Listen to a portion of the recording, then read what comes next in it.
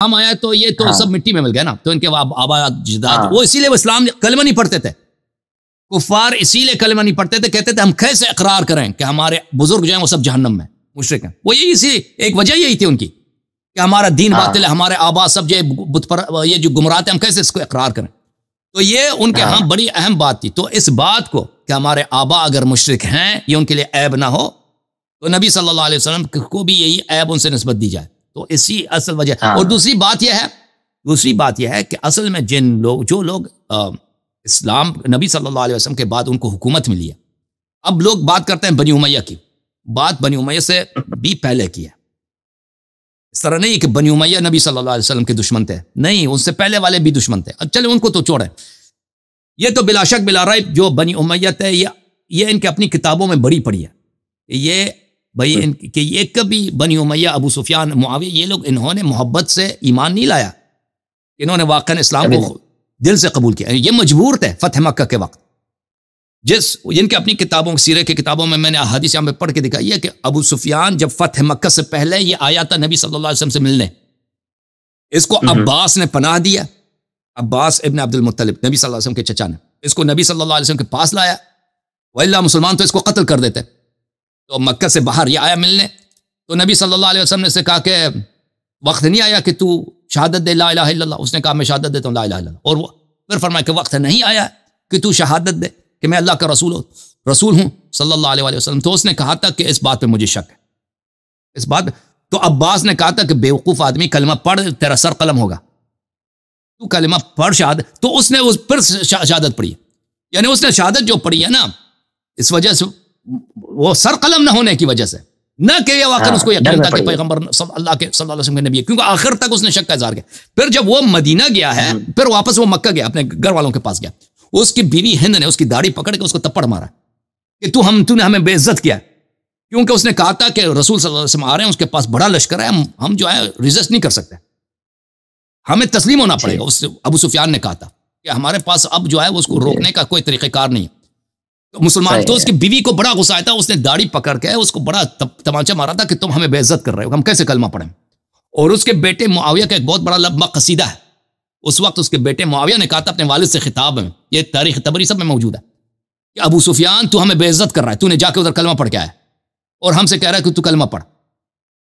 تو حالت یہ ہے کہ اس کے بعد ابو سفیان نے ان کو سمجھایا کہ بھئی یہ حالت یہ ہے کہ تم یا قتل. تو اس وقت انہوں نے کلمہ پڑھا، ٹھیک ہے نا، اس وقت انہوں نے اسلام لایا. تو آخر تک انہوں نے ریزسٹ کیا، اور جب انہوں نے کلمہ پڑھا اس وقت کلمہ پڑھا ہے، دل سے نہیں پڑھا، جان بچانے کے لیے کلمہ پڑھا.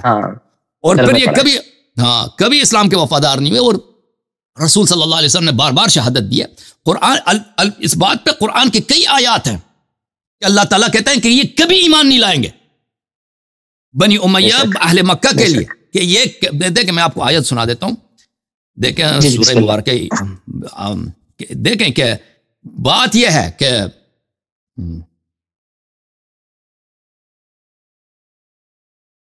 اعوذ باللہ من الشیطان الرجیم.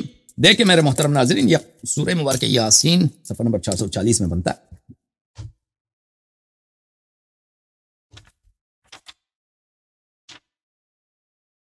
یہ سورہ مبارکہ یاسین ہے میرے محترم ناظرین، ملاحظہ کریں.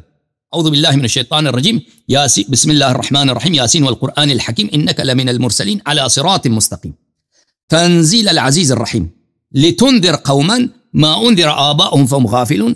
اچھا، اللہ قسم، قرآن کی قسم کا کہ اللہ کہتا ہے، اب میں ترجمہ کروں گا، ٹائم لگے گا. لقد حق القول على اکثرهم فهم لا يؤمنون. ان کی اکثریت پر، یہ آیا سورہ مکی ہے، یہ مکے میں نازل ہوئی ہے. میرا فیصلہ یعنی میرے عذاب کا فیصلہ ان سب پہ میں نے ازل سے فیصلہ کیا کہ یہ جہنمی ہے، یہ کبھی ایمان نہیں لائیں گے. اور یہ سب مسلمان ہوئے، یہ سب مسلمان ہوئے. قرآن فرماتا ہے یہ کبھی ایمان نہیں لائیں گے، اور یہ سب مسلمان ہوئے ہیں. اس طرح کی آیات قرآن مجید میں بہت ہے کہ اللہ بار بار کہہ رہا تھا کہ کبھی ایمان نہیں لائیں گے، اور پھر آخر میں انہوں نے تو یہ تو کبھی ایمان میں داخل نہیں ہوئے، یہ تو صرف نام کے مسلمان تھے، صرف نام کے مسلمان. تو بات یہ ہے کہ نبی صلی اللہ علیہ وسلم کے بعد انہی لوگوں کو جو لوگ زبردستی مسلمان ہوئے تھے، پولیٹیکل پاور ان کے پاس آ گئی. نہ صرف پولیٹیکل پاور بلکہ ان کے پاس اسپرچول پاور، لیڈرشپ بھی ان کے پاس، دینی مذہبی لیڈرشپ بھی ان کے پاس ہے. یہ خلیفہ جو بنتا ہے وہ نہ صرف سیاسی طور پہ پیشوا ہوتا ہے، وہ دینی مذہبی پیشوا بھی ہوتا ہے، اور جتنے لوگ مساجد میں نمازیں پڑھاتے ہیں، لوگوں میں احادیث نقل کرتے ہیں، خطبے دیتے ہیں، وہ سب ان کو وہ تعین کرتا ہے، نصب اپوائنٹ کرتا ہے، اور تنخواہ بھی اس کی جانب سے عطا بھی اس کی جانب سے آتا ہے.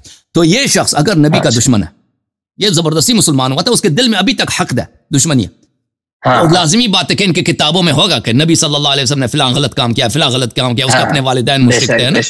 تو اسی لیے تو ان کے مولوی ایتھیسٹ حضرات کے ساتھ مناظرہ نہیں کر سکتے نا، کہ رسول صلی اللہ علیہ وسلم کا کیریکٹر ان کی کتابوں میں بدترین جہل، بدترین گناہ، بدترین بد اخلاقی، گالی دینا، بے گناہ کو مارنا، قتل کرنا، نبی صلی اللہ علیہ وسلم سے نسبت دی ہے نا. تو یہ وجہ کیا ہے اس کی؟ وجہ یہ نہیں ہے، وجہ ایک تو یہ ہے کہ یہ اپنی آبا و اجداد کی تطہیر کرنا چاہتے تھے، دوسری یہ ہے کہ ان کے لیڈرشپ جو تھی، مسلمانوں کی لیڈرشپ، ان کو رسول صلی اللہ علیہ وسلم سے دشمنی تھی، لیکن وہ اپنی دشمنی کو ظاہر نہیں کر سکتے تھے، کیونکہ پھر تو حکومت ان کے ہاتھ سے چلی جاتی. دشمنی ظاہر کرنے کا طریقہ یہ تھا کہ نبی صلی اللہ علیہ وسلم کو کیریکٹر اسیسینیٹ کیا ان لوگوں نے اپنی کتابوں میں، اپنی احادیث میں. اور میرے خیال سے وہی تکبر کے چلتے ہوئے انہوں نے امام علی سے بھی بہت بغض رکھا. وہ تو بات ہے، وہ تو الگ بات ہے. امام علی علیہ السلام کیونکہ رسول نہیں تھے تو ان کو کلم کلا ان کو سب کیا جاتا تھا، لعنت کیا جاتا تھا. وہ تو کلم کھلا ان سے، کیونکہ جو نبی صلی اللہ علیہ وسلم کے ساتھ مجبوری یہ تھی کہ کلم کھلا ان کو گالی نہیں دے سکتے تھے، لعنت نہیں کر سکتے تھے. علی علیہ السلام کے متعلق ان کو یہ مجبوری نہیں تھی، لذا ممبروں سے سینکڑوں سال ان کو دہائیوں تک ان کو برا بلا کہا گیا. تھینک یو سر حمزہ بھائی، اللہ آپ کو بہت جزائے خیر. بہت بہت شکریہ اللہ صاحب، اللہ کو thank you sir, thank you sir, اللہ آپ کو عزت. اچھا میں اب کال لوں گا ٹک ٹاک سے، پھر آ جائیں گے صوفی صاحب کے پاس. کاشف بھائی ٹک ٹاک آ جاؤ بھائی. کالر کون ہے؟ السلام علیکم ورحمۃ اللہ. علیکم السلام بھائی صاحب، کون ہے کالر؟ یا علی مدد آغا جان. اللہ آپ کو بہت عزت دے جناب. آغا جان آج کا مناظرہ کوئی علمی مناظرہ تو تھا نہیں. جی سر. مطلب نہ وہ آپ کی کوئی بات سن رہے تھے، نہ جو ہے نا آپ کی کسی بات سے وہ اتفاق کرنے کو تیار تھے. بس جو ہے نا وہ آپ سے آرگومنٹ اور وہ بھی بغیر کسی ثبوت کے، بغیر کسی اس کے آرگومنٹ ہو رہے تھے. تو میرے خیال میں آج کا تو مناظرے میں صرف ٹائم ہی ضائع ہوا ہے، آپ کا بھی اور ہمارا بھی. کچھ سیکھنے کو تو کچھ مل نہیں سکا. میرا بھی یہی عقیدہ ہے جناب، اللہ آپ کو. اچھا دوسرا آغا جان مجھے ایک بات بتائیں کہ ان کا اہل بیت کے ساتھ اصل میں بیسیکلی پرابلم کیا ہے؟ آپ صاحب سب سمجھایا، کیونکہ ہمیں تو سمجھ میں نہیں آتا. ان کو جتنا سمجھانے کی کوشش کرتے ہیں اتنا زیادہ یہ بات کرتے ہیں ایسی. اور نبی کے والدین صلی اللہ علیہ وسلم کے ساتھ ان کا پرابلم کیا ہے؟ انہوں نے ان کا کیا بگاڑا ہے؟ یہ ان سے پوچھے نا.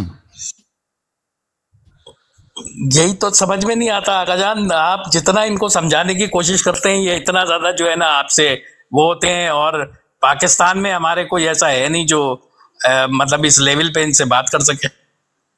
صحیح فرما رہے ہیں، اللہ آپ کو سلامتی دے. کہاں سے کال کیا آپ نے؟ سر میں دبئی میں ہوں. اللہ آپ کو عزت دے میرے بھائی. تھینک یو سر، اللہ آپ کو جزائے خیر. صوفی صاحب اب تیار ہیں؟ صوفی صاحب